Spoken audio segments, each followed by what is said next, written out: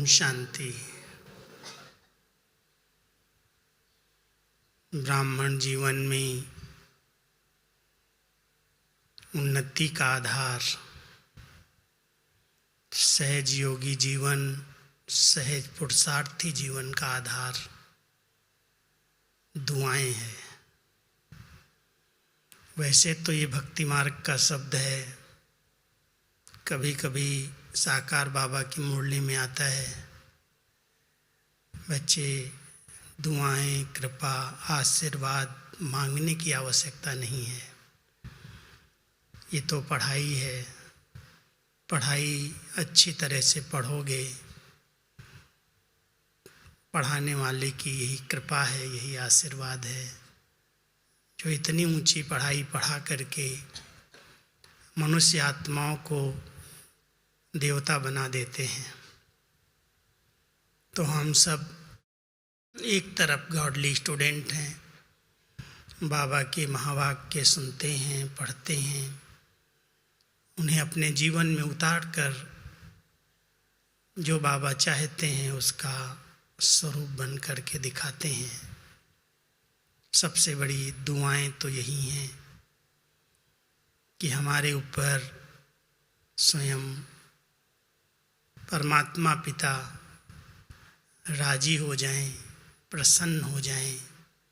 वैसे तो शिव बाबा को भोलानाथ कहते हैं, आशुतोष कहते हैं, बहुत जल्दी राजी होने वाले हैं, बहुत जल्दी प्रसन्न हो करके वरदान भी दे देते हैं, दुआएं भी दे देते हैं। लेकिन इस ब्राह्मण जीवन के अंदर किन बच्चों को दुआएं मिलती रहती हैं और अगर मिल रही हैं तो उनकी क्या निशानियां होंगी, आज इसी विषय को लेकर के मैं आपके पास आया हूँ। हर एक ब्राह्मण आत्मा हमेशा एक चाहना रखती है कि हम बैठें और हमारा योग सहज लग जाए, बाबा से अच्छे अच्छे अनुभव होने लगें, अंदर की आंतरिक खुशी का, शक्ति का, शांति का अनुभव होता रहे।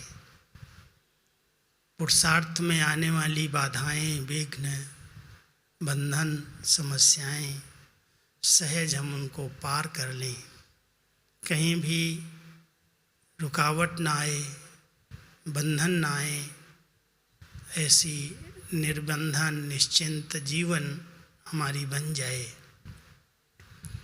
उसके लिए बाबा कहते हैं, बच्चे आप बाबा से दुआएं मांगो मत, मांगने से नहीं मिलती हैं, लेकिन ऐसे श्रेष्ठ कर्म करो, ऐसी ऊंची धारणाएं करो जो स्वतः दिल से बाबा के अंदर से निकले। ये बच्चा बहुत अच्छा है। दुआएं कोई ऐसे भाव के रूप में, आशीर्वाद के रूप में नहीं, लेकिन अगर कोई बहुत प्यार से कहता है ये बहुत अच्छा भाई है, ये बहुत अच्छी बहन है, बहुत नम्र चित्त है, निर्माण चित्त है, इसको अपनी कोई भी सेवाओं का अभिमान नहीं है, कितना सब कुछ करते हुए भी कभी दिखावा नहीं करता, झुक करके चलता है, तो जो ये आंतरिक हर एक के अंदर से स्नेह की उत्पत्ति होती है, मैं समझता हूँ ये स्नेह ही दुआएं हैं। बाबा की दुआएं, जिसके लिए भक्ति मार्ग में एक गीत बनाया हुआ है, ले लो दुआएं माँ बाप की, सिर से उतर जाएगी गठरी पाप की। एक तरफ हम पुरुषार्थ कर रहे हैं कि हम ऐसा योग करें, ऐसा बाबा से कनेक्शन रखें जो हमारे पाप जो हमने जन्म जन्मांतर किए हैं वो गठरी उतर जाए। उसके लिए सभी ब्राह्मण आत्माएं ध्यान देती हैं, चारों तरफ तपस्या के प्रोग्राम रखे जाते हैं, भट्टियाँ होती हैं, एकांतवास करते हैं कि हमारे पुराने संस्कार खत्म हों, जो हमसे विकर्म हुए हैं, पाप कर्म हुए हैं, हम उनकी सजाओं से मुक्त हो जाएं। लेकिन दूसरी तरफ बाबा कहते हैं तुम दुआएं ले लो तो पाप की गठरी उतर जाएगी। बहुत बड़ी बात है। भगवान की, परमात्मा की, माता पिता की दुआएं मुझे मिलती रहें। जो बच्चे सदा सुपात्र हैं, आज्ञाकारी हैं, सपूत हैं, माता पिता की उनको दुआएं मिलती हैं। आपके लौकिक परिवार में भी ऐसे बच्चे जो माँ बाप का कहना मानते हैं, रिस्पेक्ट रखते हैं, उनको माता पिता दिल से दुआएं देते हैं। और अगर वो कुपात्र है, आपकी कमाई को ऐसे ही लुटा रहा है, कहना नहीं मानता है, कुल का नाम बदनाम करता है, तो क्या निकलता मुख से, कहाँ से पैदा हो गया, ना होता तो अच्छा था। ऐसे ही इस ब्राह्मण परिवार के अंदर भी कई आत्माएं तो बहुत गुप्त रीति से माता पिता की दुआएं ले रही हैं। गुप्त रीति से बाबा बच्चों को, वाह बच्चे वाह, कितना नाम रोशन कर रहा है, कैसे श्रेष्ठ कर्म करके, श्रेष्ठ संकल्प से, श्रेष्ठ वाइब्रेशन से यज्ञ को इतना फलीभूत कर रहा है, आगे बढ़ा रहा है। जो बाबा ने बच्चों को सेवाएं दी हैं, उन सेवाओं को जिसने दिल जान से अपना समझ करके बढ़ाया है, विस्तार किया है, उसको माता पिता की बहुत गुप्त दुआएं मिलती हैं। आप सब जानते हैं बाबा का व्यक्त होना 69 में सभी सोच रहे थे अब क्या होगा। बहुत बड़ा परिवर्तन एक ईश्वरीय विश्वविद्यालय के अंदर बहुत बड़ी एक लहर थी कि अब क्या होगा, क्योंकि अचानक ब्रह्मा बाबा का व्यक्त होना कोई ने सोचा नहीं था कि बाबा ऐसे शरीर छोड़ के जाएंगे। लेकिन जब 18 जनवरी को बाबा व्यक्त हुए, दादी जी सामने थी, दादी प्रकाश मणि जी, बाबा का हाथ दादी जी के हाथ में था। बाबा ने अपनी सब शक्तियाँ विल की, दुआएं दी, वरदान दिया कि ये बच्ची बहुत सुपात्र है, आज्ञाकारी है, ये बाप का नाम रोशन करेगी। उस शुभ उम्मीदों के साथ बाबा अव्यक्त हुए, और अव्यक्त होते ही जब अव्यक्त पाठ प्रारंभ हुआ, हमारी दादी गुलजार जी को निमित्त बनाया। 21 जनवरी 69 बाबा की प्रथम प्रवेशता, और इतनी बड़ी मुरली चली, सारे आगे के कार्य के विस्तार को कैसे आगे बढ़ाना है उसका स्पष्टीकरण मिला। और इन दादियों ने बाबा का नाम रोशन करने के लिए जो एकता का सूत्र बांध लिया, संकल्प ले लिया, कुछ भी हो जाए हमारा ये संगठन कोई तोड़ नहीं सकता, हम एक हैं, एक के हैं, और एक को प्रत्यक्ष करके ही दिखाएंगे। आज 51 वर्ष पूरे हो रहे हैं, 52 वर्ष, 52 ईयर्स हो रहे हैं। और उसी प्रमाण बाबा के कार्य को इन दादियों ने एक हो करके, इतने प्यार से अपना समझ करके, यज्ञ हमारा है, और उन्होंने एक दूसरे को सुना, सहन किया, समाया, सम्मान दिया, बाबा की दुआएं ले ली। और इतनी दुआएं ले ली, आप सब जानते हो कि शारीरिक पेपर तो हर एक के सामने आए। जो भी आत्माओं के द्वारा पिछले जन्मों में भी कोई ऐसे कर्म हुए, कुछ भी हुआ, तो उसको भी कितनी खुशी खुशी से, सहज रीति से पार किया। पेपर आया, लेकिन उस पेपर ने इनको परेशान नहीं किया, स्थिति को डगमग नहीं होने दिया, सूली जैसे कांटे के रूप में पार हो गई। कभी भी दुख की फीलिंग महसूसता नहीं हुई कि ये क्यों, कभी कभी जब दादी जी को बीमारी हुई, मेरा पर्सनल बहुत संबंध रहा, पत्र व्यवहार के कारण, मुरलियों के कारण रोज मिलना होता था। इतनी बड़ी बीमारी होते हुए भी जरा भी महसूसता नहीं कि मैं बीमार हूँ, मुझे कोई तकलीफ है। एक दिन की बात सुनाता हूँ मैं दादी जब बॉम्बे से आई थी, अचानक मैं गया दादी के पास और दादी को कहा, दादी बहुत दिन से मैं आपके नाम के पत्र लिखता हूँ, आप आज मुझे पत्र लिखाओ, कुछ तो लिखाओ। तो बहुत दृष्टि प्यार से देती रही, बोलती बहुत कम थी, फिर भी कहने लगी, देखो तुमने बहुत अच्छी तरह से संभाला है, दादी जैसा कहती है, जो सोचती है वो तुम लिख देते हो, इसलिए बहुत दुआएं हैं तुमको, लिखते चलो। नहीं, मैंने कहा दादी आप लिखाओगी तो लिखेंगे, अभी तो आप लिखाओ। तो पता क्या लिखाया? पहली लाइन लिखाई, कहती अच्छा लिखो दादी 100% ओके है। दादी का पहला शब्द था। तो मैंने कहा दादी ये तो नहीं लिखूंगा मैं। कहती क्या हुआ मेरे को? मुझे तो सबकी दुआएं हैं, बाबा की दुआएं हैं, परिवार की दुआएं हैं, मुझे कोई बीमारी है क्या?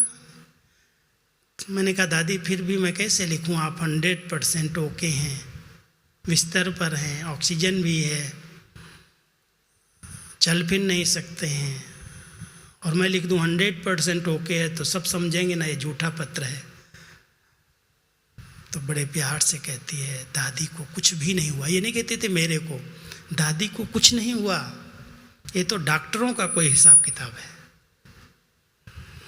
डॉक्टरों का हिसाब किताब है, यज्ञ के साथ डॉक्टरों का हिसाब किताब है। दादी को क्या हुआ? दादी तो बिल्कुल ठीक है, कोई तकलीफ नहीं है, ये तो 19-20 चलता है, 19-20 चलता है। ये दादी के शब्द थे।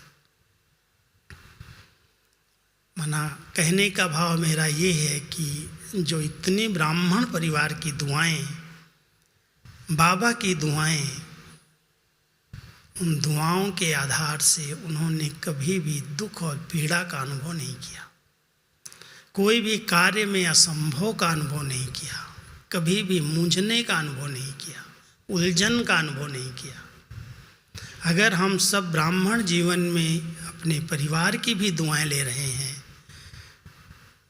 तो भी बहुत सहज रीति से सबका स्नेह और सहयोग हमें बहुत अनेक पेपर्स को सहज पार करा देता है। और भगवान की दुआएं अगर मिल रही हों, परमात्मा की डायरेक्ट दुआएं जिसको मिल रही हों, मैं जब से यज्ञ में आया हूँ आज तक एक ही लक्ष्य रखा, मेरी कोई इतनी क्लास जैसी हम क्लास करा रहे हैं, मिल रहे हैं, या जो सेवाएं बाबा ने मुझे सौंपी हैं, कभी कभी मैं सोचता हूँ कि हमसे बहुत बड़े पढ़े लिखे college, university, MA, BA, BBA किए हुए हिंदी प्रोफेसर्स हमारे यज्ञ में समर्पित हैं, और हमने तो हाई स्कूल ही किया है, और पूरे विश्व को पढ़ाने की सारी कारोबार की जवाबदारी बाबा ने मुझे सौंप दी। भले बाबा पढ़ा रहा है, मैं नहीं पढ़ा रहा हूँ, लेकिन बाबा की कौन सी बात कब भेजनी है, किसको भेजनी है, कहाँ भेजनी है, कैसे भेजनी है, आज तक कोई ने मेरे से पूछा नहीं है क्या कर रहे हो तुम। दादियाँ थी हमारे साथ, दादियों से बिना पूछे हम कुछ नहीं करते थे, लेकिन इतने समय से आज 76 से लेकर के अभी तक 44-45 साल हुए, किसी ने मेरे को ये नहीं कहा कि तुमने 18 जनवरी की मुरली में क्या भेजा, मम्मा की मुरली में क्या भेजा, कैसे भेजा, क्या भेजना है। बाबा भिजवा रहा है, हम निमित्त बनाया है, और हाँ जी करते दुआओं के बल से सारा कार्य चल रहा है। बाबा की दुआएं, दादियों की दुआएं, बड़ों की दुआएं, बस एक ही लक्ष्य रख कर के पुरुषार्थ, और कुछ नहीं किया, और कोई स्टडी नहीं की, कभी कंप्यूटर सीखने नहीं गया, कभी टाइप सीखने नहीं गया बाहर, बस उंगली रखी, बाबा की दुआएं, अपने आप बाबा कराएगा। सब कुछ सिखा दिया, जो सीखने जैसा है उतना ही सिखाया, ज़्यादा नहीं, जिससे यज्ञ की सारी कारोबार चल सके। नहीं तो ईमेल निकालना, भेजना, ये करना, वो करना, इंटरनेट देखना, चेक करना, इसके लिए तो बहुत पढ़ाई लिखाई चाहिए।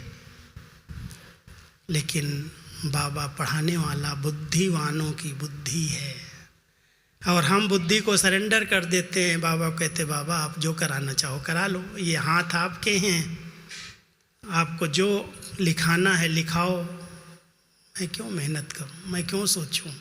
आपके बच्चे हैं, आपका इतना बड़ा परिवार है, पालना आपको करनी है, किस समय किस तरह से मुरली को भेजना है, करना। कोई मेरे को कहते हैं, भाई जी ऐसे कैसे आपने मुरली निकाली, ये आज तो मेरे आगे प्रॉब्लम का उत्तर था। एक दिन की बात सुनाता हूँ। कोई कारण से एक भाई को अचानक जेल में जाना पड़ा। अचानक कोई कारण बना, परिवार के झगड़े हुए। बहुत बाबा का पक्का बच्चा था, अनन्य बच्चा था, और कुछ उसने यज्ञ के लिए बहुत बड़ा काम किया था। उसी के नाम पर उसके परिवार वाले चिढ़े, और चिढ़ करके उसके ऊपर उल्टा केस किया, और केस करके उसको जेल भिजवा दिया। अब जब वो जेल में गया तो जेल में उसने, लोगों को पता चला ये व्यक्ति ऐसा है नहीं, बहुत ऊंची व्यक्तित्व उसका था। तो उसने कहा कि मुझे और कुछ नहीं चाहिए, मुझे 2 सहयोग चाहिए। जब तक केस का मेरे ऊपर आरोप निश्चित न हो जाए तब तक 2 सहयोग चाहिए। तो क्या सहयोग चाहिए? तो उसने कहा, एक मुझे बाबा की परमात्म महावाक्य मुरली चाहिए जो सेंटर से मिलेगी, और दूसरा मुझे सेंटर का भोजन चाहिए। केस फाइनल होगा, फिर जो सज़ा मिलेगी, जो होगा हम देखेंगे, लेकिन जब तक ये नहीं सुनवाई हो रही है तब तक हमें ये 2 चीज़ें चाहिए। मान गए। जेल में भी ये 2 चीज़ों की सुविधा मिली। और पहले दिन मुरली खोली, और मुरली में एक लाइन अचानक कहता आई, बच्चे तुम जेल में जाने से डरते हो क्या? वो लाइन पढ़ करके कहता है, ये कैसे आ गई मुरली, कहाँ से आ गई? बार बार देखे कि किस भाव से बाबा बोल रहे हैं, कहीं कोई लाइन नहीं। कहता है तो मेरे से मिला करके कहता है, भाई जी ये आपने कैसे उसी डेट पर मुरली भेज दी कि मेरी ज़रूरत थी, मैं बहुत परेशान हो रहा था, और बाबा की लाइन में मुरली में आ रहा है, बच्चे जेल में जाने से डरते हो क्या? कहता मैं इतना शांत हो गया कि बाबा की नज़र मेरे ऊपर है, बाबा का कैमरा मेरे ऊपर लगा हुआ है, मेरा सब गम दूर हो गया। सुनवाई हुई और फैसला हो गया कि बिल्कुल निर्दोष है, छोड़ दिया गया।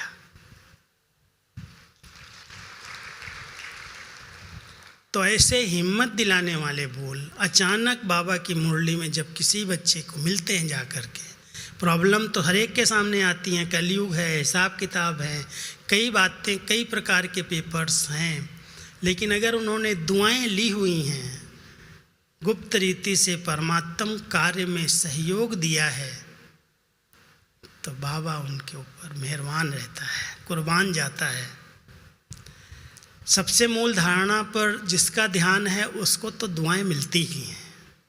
जो भी मुरली चली पिछली, पवित्रता सुख शांति की जननी है। जिस आत्मा ने इस पवित्रता के व्रत को दृढ़ता के साथ संपूर्ण पालन किया है, मन वचन कर्म से पालन किया है, जरा भी कोई भी पवित्रता में लीकेज नहीं है, उन आत्माओं के पास दुख की लहर नहीं आ सकती। अगर दुख की लहर आ रही है तो चेक करना, कहीं न कहीं किसी न किसी रूप में पवित्रता खंडित है। बहुत गहरी मुरली थी, आप सबने सुनी होगी। स्टडी करना, विशेष स्टडी करना। ऐसी आत्माएं जो संगम युग पर बाबा की इस श्रीमत में बहुत पक्की हैं, दृढ़ हैं, उन आत्माओं को परमात्म दुआएं मिलती हैं, और उन दुआओं के कारण भक्ति मार्ग के अंदर भक्तों की हर आस उनके दर्शन से प्राप्त होती है, उनकी दृष्टि से पूरी होती है। बहुत ऊंची बात है ये कि आप सबको दुआ देने वाले बन जाते हो। संगम पर हम मांग नहीं रहे बाबा से, लेकिन अंदर अंदर परमात्म दुआओं से संपन्न बन रहे हैं, भरपूर हो रहे हैं, और इतने संपन्न बनते हैं, इतने भरपूर हो जाते हैं, जो आधा कल्प तो पूज्य पद है। सतयुग त्रेता के अंदर सुख शांति संपन्न भरपूर है खजाने सब, लेकिन पूज्य पद में द्वापर युग से भी हमारी मूर्तियों के आधार से हजारों आत्माओं की इच्छाएं पूरी हो जाती, उनको दुआएं मिलती हैं। लोग 1 सेकंड सिर्फ दृष्टि का दर्शन कर लेते हैं तो दर्शन से प्रसन्न हो जाते हैं, और कई कामनाएं उनकी पूरी हो जाती हैं, दुआ देने वाले बन जाते हैं। तो हम सब वर्तमान समय परमात्म दुआएं लेते चले। कैसे ले रहे हैं? सुपात्र बन करके, आज्ञाकारी बन करके, श्रीमत में हाजी करके, जो बाबा जो आज्ञा, ये बाबा ने तो कहा है, ये तो बड़ा संभव लगता है, कैसे होगा या नहीं होगा। कई बार बाबा की मुरलियों में भी लोग कई प्रश्न निकाल लेते हैं और फिर कहते हैं ये तो भाई संभव नहीं लगता है, तो बहुत ऊंची बातें हैं। हमारे हिसाब से तो बहुत बड़ी बातें हैं, लेकिन जो बच्चे कहते हैं जो बाबा जी बाबा, जैसे मम्मा ने बाबा की दुआएं कैसे ले ली, नंबर 1 बन गई, श्री लक्ष्मी पद प्राप्त कर लिया, और बहुत थोड़े समय में तीव्र पुरुषार्थ करके। जो बाबा ने कहा, अगर रात में दिन कह दिया और दिन में रात कह दिया तो भी मम्मा कहती थी जी बाबा, ये नहीं कहती बाबा अभी तो दिन है, आप रात कैसे कह रहे हो।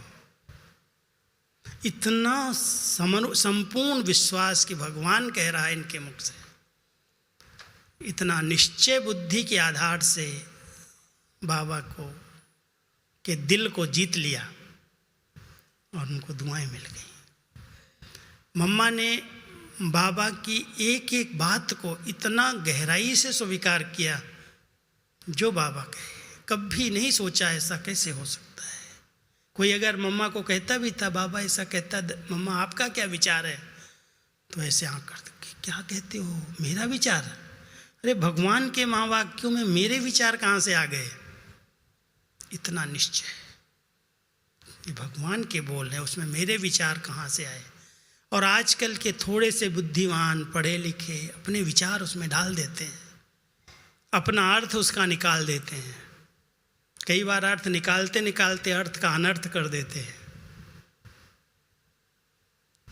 आप समझ सकते हो किसको दुआएं मिलेंगी।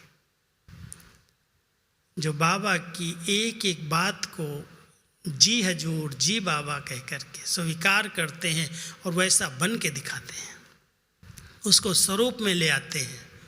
कभी भी उसके प्रति कभी कोई ऐसा चिंतन नहीं करते, ऐसा कैसे होगा, हो ही नहीं सकता। कभी कोई बात निकालता है कोई, तो परमात्म दुआएं मिलती रहे, इस पर बहुत अंडरलाइन करना। हाँ जी, सत्य वचन महाराज, भगवान के महावाक्य सत्य हैं, उसमें जरा भी लीक भी संशय की ना आए। इतना निश्चय बुद्धि विजयी उनको दुआएं मिलती हैं। तो हम सब परमात्म दुआएं उनकी आज्ञा पर चल करके एक एक श्रीमत सिर माथे, जो आज्ञा बाबा जो आज्ञा, ऐसे आज्ञाकारी सपूत बच्चे बन करके रहो। दादियों को इस आधार से दुआएं मिली, और उन्होंने बाबा की एक भी आज्ञा को, जो साकार में बाबा ने भविष्य रूप में सुनाई थी, ये होगा ऐसे होगा ऐसे होगा, दादियों ने वही बातें अपने स्वरूप से और सेवा में करके दिखा दी। बच्चे संस्था विदेश जाएगी, ऐसे सेवाएं होंगी, हर धर्म वाले मानेंगे, ज्ञान जाएगा। जो साकार में बाबा ने कहा था बाबा के अव्यक्त होने के बाद दादियों ने एक एक बात को उसी रूप से लिया कि ये बातें होनी हैं, करनी हैं, और सबके सहयोग से होनी है। सहयोग लेने के लिए सबको साथी बना करके चलना है। कोई भी एक भी आत्मा, दादी जी का एक बहुत बड़ा ये सिद्धांत रहा कि अगर मान लो कोई बहुत बड़ी प्लानिंग करनी है, जैसे शांतिवन का निर्माण करना है, ज्ञान सरोवर बनाना है, बहुत सारी बातें, प्रोजेक्ट एक के बाद एक आते गए, या कोई भी कॉन्फ्रेंस करनी है, बड़े प्रोग्राम, मेगा प्रोग्राम करने हैं, दादी पहले सब भाई बहनों को, जितने डिपार्टमेंट के मुखिया थे, मुख्य हैं, उन सबको बुलाती थी और बिठा करके बात करके, देखो ये विचार दादी को आ रहा है, बाबा मुझे ऐसी प्रेरणा दे रहा है, आप सबका क्या विचार है, हो सकता है करें। और अगर एक भी उसमें कोई करेक्शन जरा भी कहता था तो एक शब्द दादी कहती थी, वेट एंड सी, ठहरो अभी इसको शायद सफल होने में टाइम लगेगा, क्योंकि एक व्यक्ति अलग बोल रहा है। जब तक सबके विचार एक नहीं होंगे तब तक सफलता 100% नहीं होगी। एक बहुत सुंदर सिद्धांत लेकर के चली, और इसीलिए सबके विचारों को सम्मान दे करके, उनको मिला करके, एक करके फिर इतने बड़े कार्य को आगे बढ़ाया, सबको साथ लेकर के चली। अब साथ लेने में संस्कार अलग, हर एक की मान्यताएं अलग, हर एक की बुद्धि अलग, हर एक की जजमेंट अलग, उन सब को एक साथ लेके चलना, तब यज्ञ इतना विस्तार को पाया, इतनी वृद्धि हुई। उन्होंने अपने आप को झुकाया, सुना, सहन किया, कभी भी ये नहीं सोचा कि मैं तो बड़ी हूँ ना, मैं हेड हूँ, मैं संस्था की मुखिया हूँ, मैं जो कहूँगी सबको मानना पड़ेगा। नहीं, ये परिवार है, सब बड़े हैं मेरे से। कहती थी, एक बहुत अच्छी बात सुनाती थी, सब मेरे पेपर लेने वाले पेपर मास्टर हैं, मैं तो समझती हूँ, मैं तो सदा पेपर हाल में बैठी हूँ, यहाँ से बाहर निकलूँगी पेपर आएंगे, मुझे पास होके दिखाना है। आप समझते हो कि कोई पेपर आए और मैं जरा भी हलचल में ना हूँ, कोई निंदा करेगा, कोई स्तुति करेगा, कोई करेक्शन करेगा, किसी भी प्रकार की बातें आ जाएं, उसमें स्थिति डगमग ना हो, और अंदर से उसके प्रति सम्मान की भावना में कमी ना आए। परिवार की दुआएं ऐसे नहीं मिलती हैं। परिवार में हर एक की बात को इतना समझना और समझ करके अपने आप को मोल्ड करना, अपने आप को उनके साथ एडजस्ट कर लेना, बहुत बड़ी पावर है। ठीक है, आप कह रहे हैं, इस पर विचार करेंगे। किसी की बात को उन्होंने डायरेक्ट कट नहीं किया। क्यों नहीं कट किया? गलत है, मान लो आप बोल रहे हो मेरे को और मुझे लगता है बिल्कुल नहीं हो सकता, है गलत बोल रहा है, फिर भी दादियों ने कभी उस बात को काटा नहीं। दुआएं लेने का साधन बता रहा हूँ। क्यों नहीं काटा? क्योंकि जो बात कोई व्यक्ति कह रहा है वो अपनी समझ से उस समय राइट कह रहा है, अपनी समझ से। इसलिए अगर हम तुरंत उसको कट करेंगे तो उसके स्वाभिमान को ठेस लगेगी, वो सदा के लिए दूर चला जाएगा। इसलिए उस बात को इस तरह से उठाया कि ठीक है, आपकी बात विचारणीय है, हम विचार करेंगे, हम आपस में मिल के राय करेंगे। काटा नहीं उस बात को, हाँ भी नहीं किया, क्योंकि रांग है, गलत बोल रहा है, नहीं हो सकता है। लेकिन कट कर देने से वो किनारा कर लेगा, वो दूर हो जाएगा, विघन रूप बन जाएगा। बहुत गहरी बात बता रहा हूँ आपको।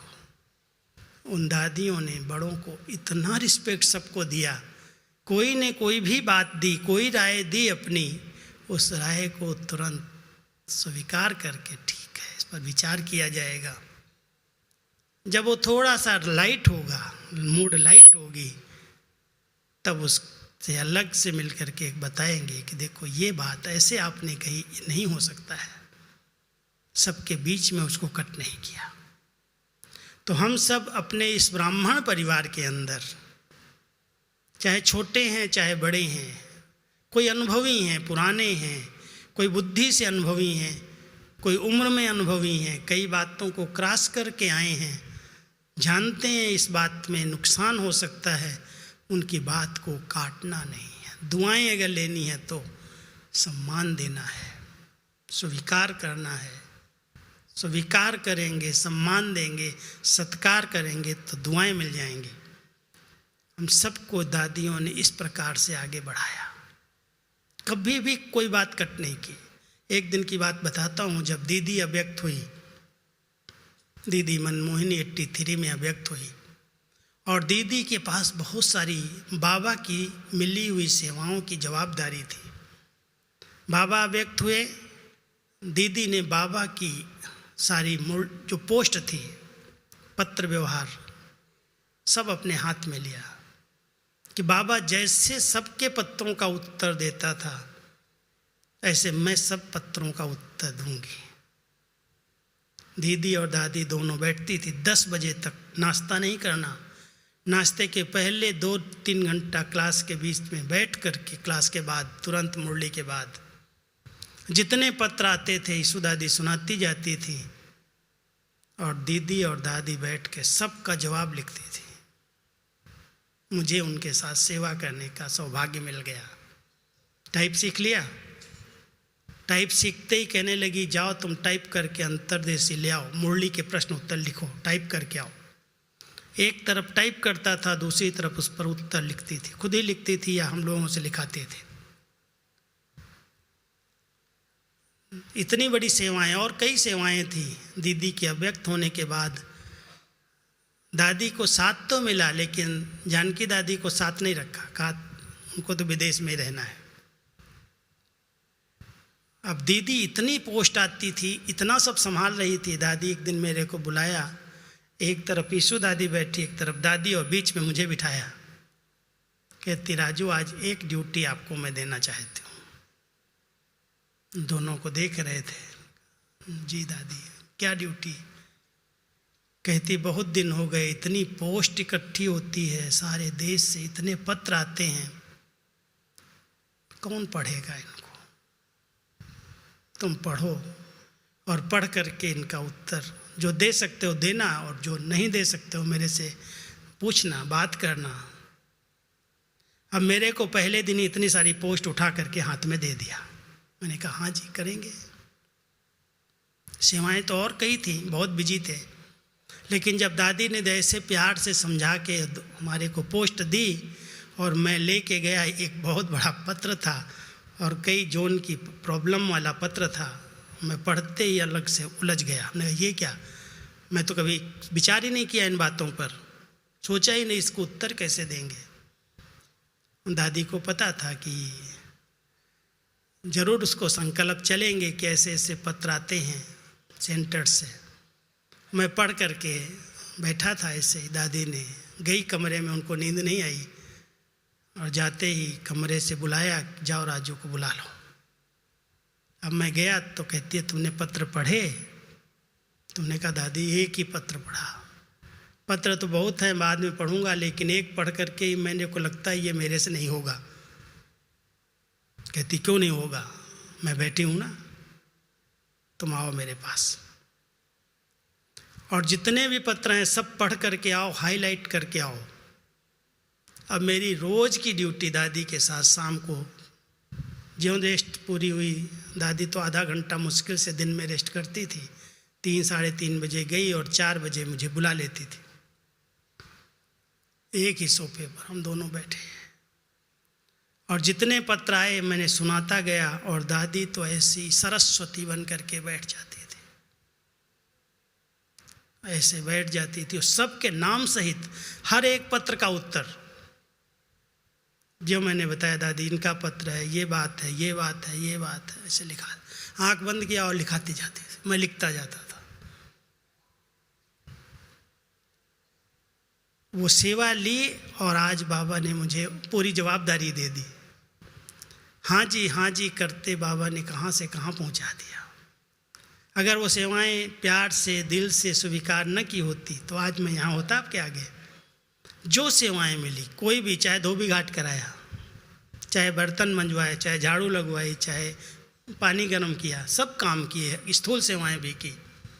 और ये इंटरनल सेवाएं जब आई तो भी दादियों ने जो कहा, ये दुआएं लेने का बड़ा अच्छा साधन है। अगर कोई इस ब्राह्मण जीवन में बहुत निर्विघ्न स्थिति बनाना चाहता है, सरल चित्त योगी जीवन बनाना चाहता है, तो उसके लिए और कोई पुरुषार्थ करने की ज़रूरत नहीं है। ले लो दुआएं अपने बड़ों की, जो निमित्त हैं, जिनको निमित्त बाबा ने बनाया है। हाँ जी, जो आज्ञा, जो बात। कभी कभी दादी जी के अव्यक्त होने के बाद जब जानकी दादी जी आई, वही पार्ट मेरा चलता रहा। और दादी जानकी जी को तो इतना उमंग रहता, देश और विदेश पूरे ही जवाबदारियां। दादी के पास जाओ, ज्ञान रत्नों का अंदर भंडार था उनके अंदर, और उस ज्ञान रत्नों का भंडार जब बोलना शुरू करती थी और मैं अगर लिखने लगा या ऐसे झुक करके देखा, कहते देख मेरी तरफ देख, लिखना नहीं, मैं फंस जाता। अब 8-10 पत्र या कोई विचार लिखा, बोलती जाएं, कहे सुनो ध्यान से, नोट नहीं करना, अंदर नोट करो अंदर। मैं बाबा के सामने मुरली सुनती थी, दादी कहती है, जानकी दादी, मैं कभी नोट सामने नहीं लेती थी, बाद में बैठ करके नोट लेती थी।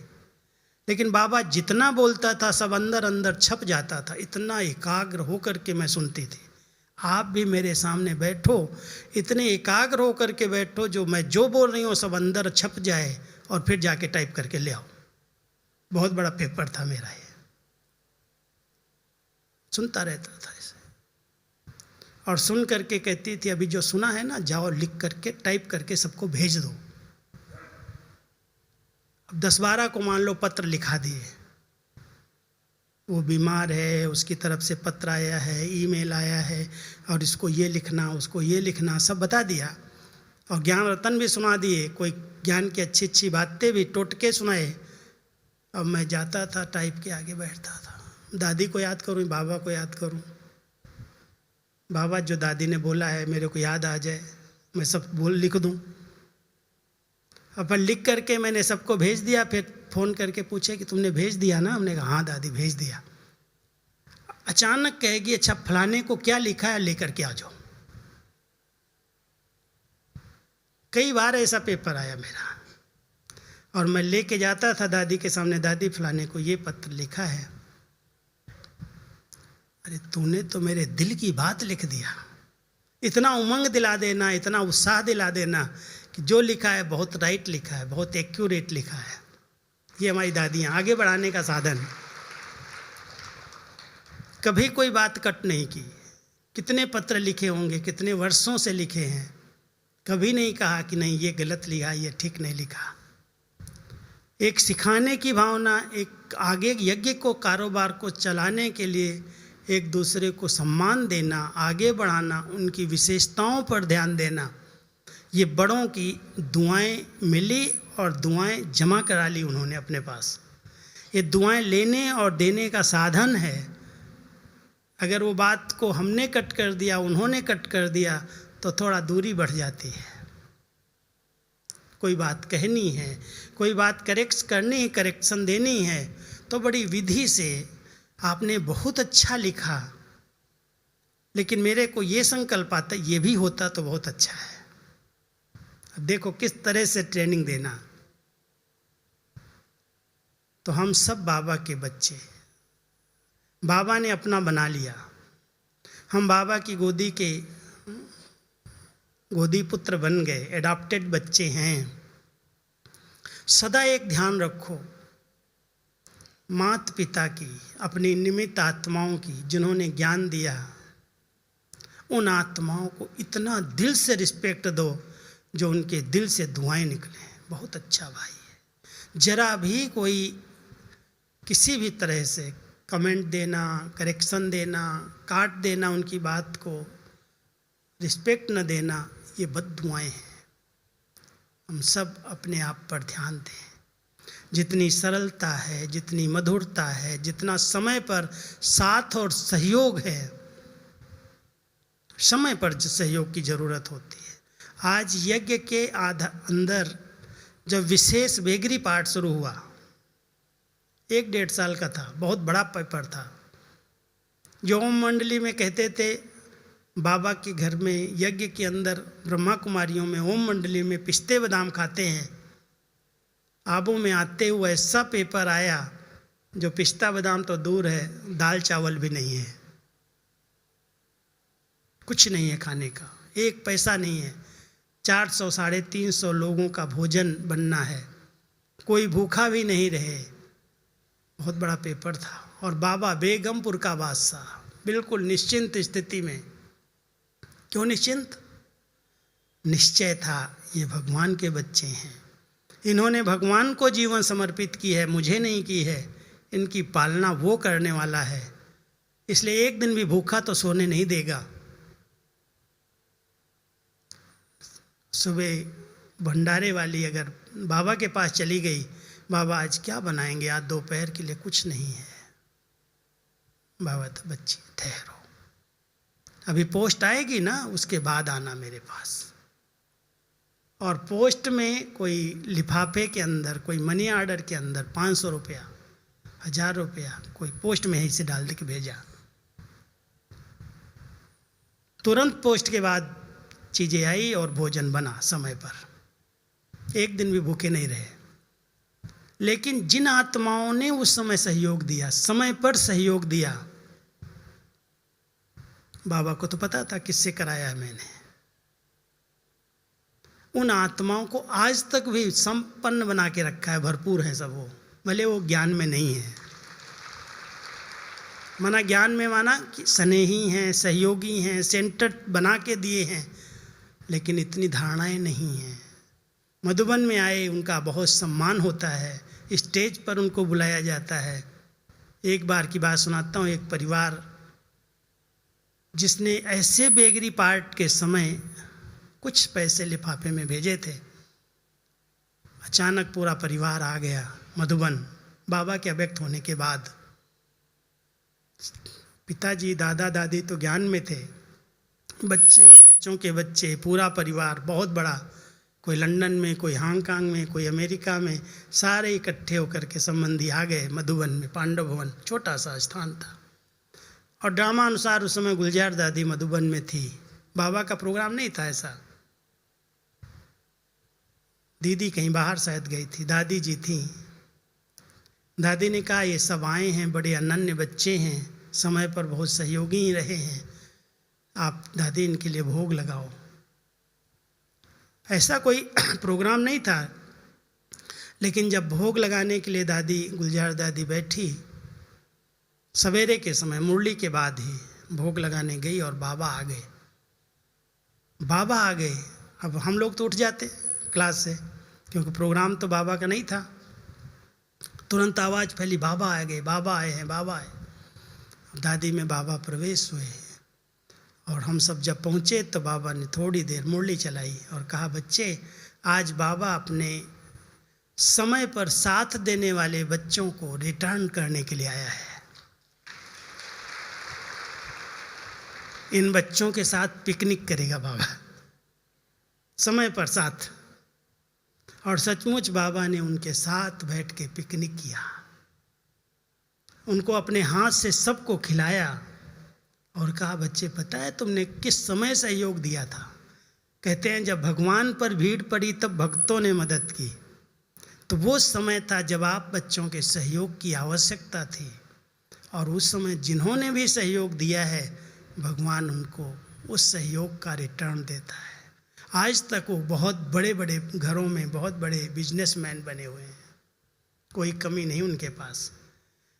ऐसे समय पर साथ देने वाले, समय पर यज्ञ रक्षक बनने वाले, समय पर यज्ञ को हर प्रकार से तन मन धन, किसी भी प्रकार की शक्ति की जरूरत पड़ी, अगर उन्होंने सहयोग दिया तो ऐसी आत्माएं भगवान की, परिवार की दुआओं की पात्र बन गई।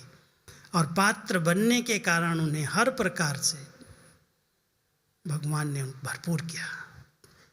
हम सभी भी इस बात का ध्यान दें, अगर बाबा के यज्ञ में कभी कोई आवश्यकता के समय सहयोग देता है, किसी को भी मदद मिलती है समय पर तो उसके दिल का जो प्यार है वो धुआं बन जाता है। तो बाबा कहता है बच्चे दिल से दुआएं देते चलो और ध्यान रखो कि हम सब की दुआएं लें। और कई विधियां हैं दुआएं लेने की। एक सबसे बड़ी विधि है बैलेंस से चलना। बैलेंस एक बहुत बड़ी कला है। बैलेंस जिसको आता है, कोई चीज़ में अति नुकसान करती है, कोई सेवाओं में अति करे और अपनी स्थिति डगमग कर ले, कोई स्थिति बनाने के लिए सारा दिन योग में ही बैठा रहे, सेवाएं भूल जाए, उसको दुआएं नहीं मिलती। अगर दुआएं लेनी है तो उसका बैलेंस रखना पड़ेगा। स्वस्थिति पहले है, फिर सेवाएं साथ है। स्वस्थिति और सेवा का बैलेंस है, कर्म और योग का बैलेंस है। कोई बहुत प्यारे बन जाते हैं और प्यारे बनते बनते फैमिलियरिटी शुरू हो जाती, हंसी मजाक शुरू हो जाती, उसको दुआएं नहीं मिलती, बद दुआएं मिलने लगती हैं। अगर वो न्यारे और प्यारेपन का बैलेंस रखता है, देह अभिमान से न्यारा रह करके फिर सबके साथ आत्मिक रूप में प्यार करता है, तो न्यारे और प्यारे का बैलेंस उसको दुआएं दिला देता है। इसलिए हमेशा हमें इस परिवार के अंदर ध्यान देना है कि मैं आत्मा सदा बैलेंस में रहूं। अति कोई चीज़ की अच्छी नहीं। योग भी अति करोगे तो दिमाग पर आएगा, सेवाएं भी अति करो तो स्थिति नहीं बनेगी। इसलिए ध्यान देना, अति ठीक नहीं है। बहुत अच्छे बैलेंस से चलो। न्यारे प्यारेपन का बैलेंस है, परमार्थ और व्यवहार का बैलेंस है, कर्म और योग का बैलेंस है, स्वस्थिति और सेवा का बैलेंस है। इस प्रकार अगर बैलेंस है तो कहते हैं बैलेंस से ब्लिसफुल लाइफ बनती है और सबकी ब्लेसिंग्स प्राप्त होती हैं। तो हम सब बाबा के इस परिवार के अंदर बेहद स्थिति बनाने के लिए आए हैं, ऊंचे से ऊंची स्थिति बनाने आए हैं। बाबा कहते बच्चे अंत समय चल रहा है और इस अंत समय में हर एक के 3 खाते फुल होने चाहिए। 3 खाते फुल होने चाहिए। एक, इतना गुप्त पुरुषार्थ करो। गुप्त पुरुषार्थ, दिखावे वाला नहीं। जिस गुप्त पुरुषार्थ से आपकी अच्छी ऊंची प्रारब्ध बन जाए। पुरुषार्थ का अर्थ है पुरुष इस रथ पर विराजमान, आत्मिक स्थिति का अभ्यास ही वास्तव में यथार्थ पुरुषार्थ है। अगर हम जितना समय मिलता है, मैं आत्मा इस कर्म इंद्रियों से कर्म करा रही हूँ, मैं कराने वाली अलग हूँ, ये कर्म इंद्रियाँ अलग हैं। आत्मिक स्थिति, स्वस्थिति बनाने का जो पुरुषार्थ करते हैं वो कर्म इंद्रिय जीत बन जाते हैं। और कर्म इंद्रिय जीत बनने वाली आत्मा से विक्रम नहीं होते, इसलिए वो विक्रमाजीत कहलाते हैं। और जब विक्रमादिजीत बनते हैं तो ये प्रकृति पर उनका अधिकार हो जाता है, प्रकृति जीत बन जाते हैं। और ऐसी कर्म इंद्रिय जीत, विक्रमाजीत, प्रकृति जीत आत्मा कर्मातीत स्थिति को प्राप्त कर लेते। इसलिए पहले पुरुषार्थ से अच्छी प्रारब्ध बने, दूसरी एक दूसरे को साथ देख करके, सहयोग देख करके, सुपात्र बन करके, आज्ञाकारी बन करके सब परिवार की दुआएं मिलें। कितने भी पुराने कड़े हिसाब किताब होंगे, आएंगे, सामने आएंगे, सबके सामने आएंगे, लेकिन वो दुआएं जिसने जमा की हैं सबकी, वो कहेगा कोई परवाह नहीं, सब पार हो जाएंगे, सहज पार हो जाएंगे, सूली कांटा बन जाएगी, भोगना समाप्त हो जाएगी, दर्द दुख का अनुभव नहीं होगा, उलझेंगे नहीं, मूंझेंगे नहीं। बड़ी सरल चित नेचर, सरलता से सहज योगी जीवन, सहज योग, अंदर अंदर आंतरिक खुशी का अनुभव। अगर ब्राह्मण जीवन में कोई आंतरिक खुशी, अतीन्द्रिय सुख का अनुभव नहीं कर रहा है, माना वो सबकी दुआएं नहीं ले रहा है। अगर मुझे सबकी दुआएं मिल रही, इतना अंदर से आत्मा प्रसन्न है, तृप्त है, खुशनुमा है, सहज योगी जीवन है, मेहनत वाला नहीं है, मेहनत समाप्त हो जाती। तो सभी ध्यान देना, दूसरा खाता हमारा फुल हो, जो हमारे अंत समय तक पेपर्स में पार करने में बहुत मदद करता है, वो है दुआओं का खाता। और तीसरा है पुण्य की पूंजी। कहते हैं अगर कोई आत्मा ने गुप्त सेवाओं में मदद की है, गुप्त योगी गुप्त दानी बन करके रहा है तो गुप्त दान महापुण्य कहलाता है। करो बहुत और दिखाते रहो ये किया ये किया ये किया, तो जितना किया वो माइनस हो जाता है। इसलिए पुण्य उनको मिलता है जो कहते हैं बाबा ने जो तुरंत दान महापुण्य किया, उसकी एक विशेषता है कि इस हाथ से किया तो इसको भी पता नहीं चले। इतना गुप्त रीति से बाबा ने अपना ऊंचे से ऊंचा भाग्य बनाया। ये पुण्य कर्म है, ये पुण्य की पूंजी साथ जाती है। तो हम सब ब्राह्मण आत्माओं को ध्यान देना है, संतुष्ट रह करके संतुष्ट करके सबकी दुआएं ले लें, गुप्त सेवाओं में सहयोगी बन करके तन मन धन बाबा के कार्य में लगा करके पुण्य जमा कर लें और अंदर से आंतरिक पुरुषार्थ करके अच्छी ऊंची प्रारब्ध बना लें। ये तीनों खाते जिसके फुल हैं वो निश्चिंत अंत काल में बाबा की याद में जब शरीर छोड़ेगा तो ऐसे जाएगा जैसे कोई परवाह नहीं, सब कुछ खाते फुल हैं उस आत्मा के। तो हम संगम पर ऐसा पुरुषार्थ करके अपनी अच्छे से अच्छी प्रारब्ध बनाएं और अपने दुआओं की ले लो, दुआएं सबकी। और जो अपने पास है, बाबा कहता है अगर कोई गलती भी करता है किसी से क्षमा ले लो, किसी को क्षमा कर दो। ये दुआएं लेने का साधन है। वो दुआओं का स्टॉक फुल रहेगा तो कभी भी कोई मुश्किल का अनुभव नहीं होगा। ओके, ओम शांति।